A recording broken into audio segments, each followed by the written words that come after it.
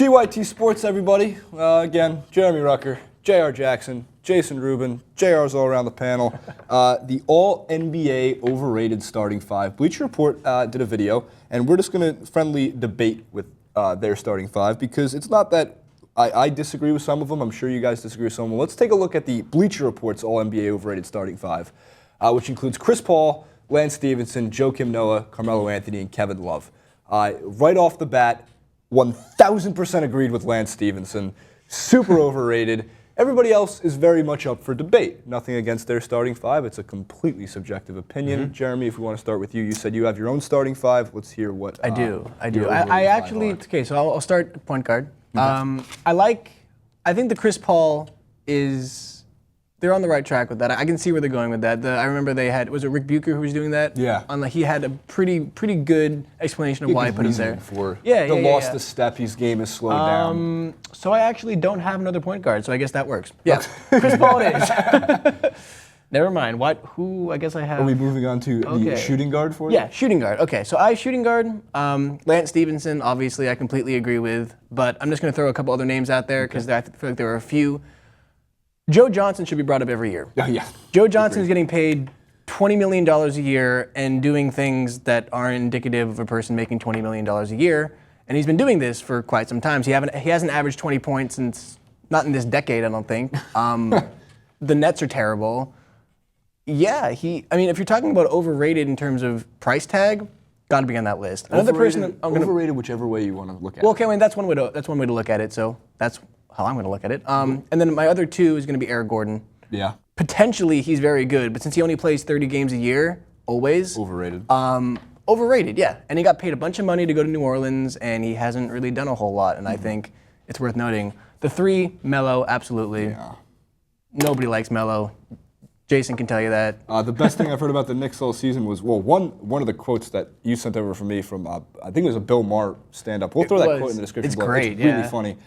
In addition to that, the New York Knicks, according to Zach Lowe, and this is 1,000% true, are Carmelo Anthony and a middle school junior varsity basketball team. But go on. So Melo as your three. Melo's my three. Four, I'm going to Nene. Yeah. Nene has played all 82 games once. Is that true? Once. Has he played like 70 games? He's played 70 games twice. Okay, so yeah, there we go. He's definitely not he hasn't played NBA. over 65 games in the last 5 seasons. Okay. He had that really good run in the playoffs last year where he was the mid-range jumper guru or whatever. That was great. I like Nene. I have nothing wrong with him as a person, but I don't think we have anything wrong with these Well, guys I have something wrong. No, Carmelo.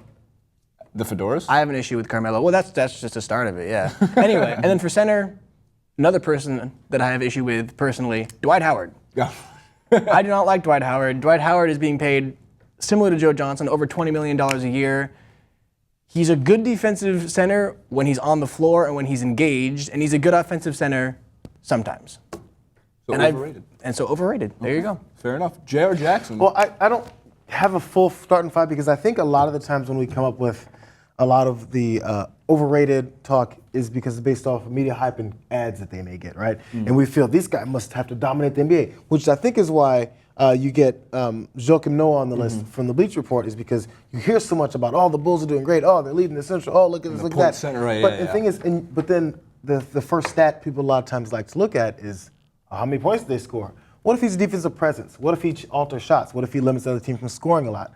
That's Joakim Noah, so he doesn't deserve to be on the list, in my opinion. Yeah. But so we look at whether or not they're on State Farm commercials, which is why Chris Paul is on that list, because every commercial is the assist leader commercial, and you forget that he's actually really good, and then he makes these mistakes in the playoffs. So we remember the big mistakes, Right. And then we see him constantly on ads, and anyone who's not a Clippers fan is going to go, okay, I get it.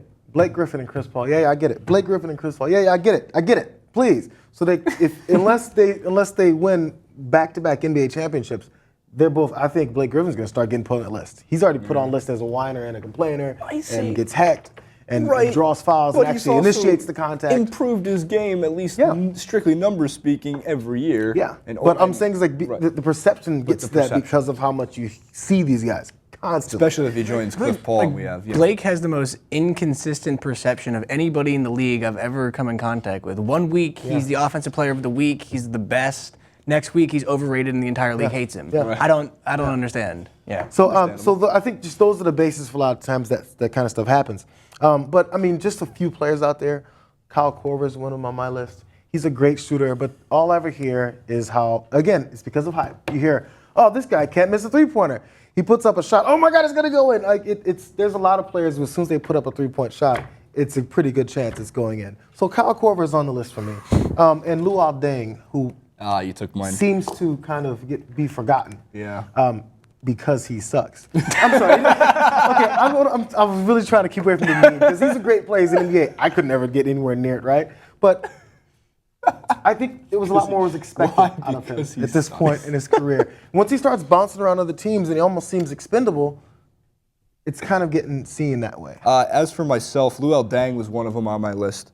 And then, again, I'm just going to stick to the Lance Stephenson thing because Lance Stephenson had so many more assists in the Pacers system because the Pacers system was a much better system. And there were, again, New Orleans, it's not the New Orleans, it's the Charlotte Hornets. Always confuse these two. Charlotte Hornets, it's not working with Lance Stephenson, but it's not just that. His defensive prowess became almost non-existent. His points per game are so far down. His shooting percentage is atrocious. So yeah, Lance Stephenson, out of anybody on that list that Bleacher Report shared with us, he's hands down the winner of the most overrated player in the league. Yeah. Easily. I agree with that. I agree. Well, dang. The only thing, I understand the Joakim Noah. They talk about the Bulls and all that, but when it comes to Joakim Noah, the guy is just work ethic alone. I like Joakim Noah. He seems like he's the most fired up on the floor day in and day out on that team. And that's a team that includes Jimmy Butler, who's got a lot of energy. You got Derrick Rose back and everything with it. So Joakim Noah, I don't find necessarily overrated, but I understand from the offensive outbursts you don't see as much as you'd want to see Joakim Noah do. I don't remember when he was ever judged as an offensive player, though. I don't. Right. Why? I mean, since when has this been an issue? He can't shoot. We all know that's never changed. Well, he can, but it just looks a lot like my shot, except it never. I feel like never. Yeah, goes but I in. feel like if it spins that horizontally, it's less can, more playing the odds. Yeah.